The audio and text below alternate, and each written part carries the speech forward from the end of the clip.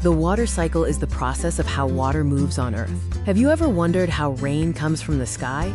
Let us go on a fun learning journey to understand this essential process of nature. The water cycle is the continuous process of how water moves on Earth, circulating between the land, oceans, and atmosphere. Our journey begins by answering the age-old question, where does rain actually come from? Everything starts with the sun, the ultimate source of heat and energy for our planet. The sun's heat provides the energy needed to kickstart the entire water cycle. When the sun heats water in rivers, lakes, and oceans, the water slowly changes into vapor and rises into the air. This process is called evaporation. You cannot see this vapor, but it is always happening around us. Even wet clothes dry because of evaporation.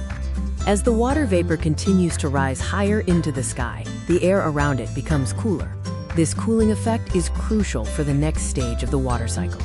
The vapor changes into tiny water drops. These tiny drops come together and form clouds. This process is called condensation.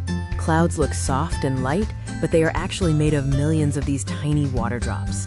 As more and more water joins the clouds, they become bigger and heavier. When the clouds become too heavy, they cannot hold the water anymore.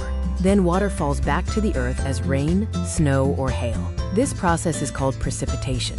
Rainwater that reaches the ground now has a few paths it can take. Rainwater flows into rivers, lakes, and oceans again. Some water also soaks into the ground and becomes groundwater. Plants also take water from the soil and release it into the air through their leaves, which is called transpiration. All these processes work together again and again.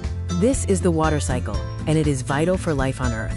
It gives us fresh water to drink, helps plants grow, and supports animals and humans. Without the water cycle, life on Earth would not be possible.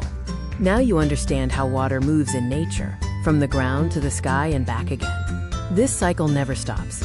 It keeps going again and again. Next time when you see clouds in the sky or when it rains, remember they are part of the water cycle, and you know exactly how it happens. Follow for more fun and easy learning videos. See you in the next adventure.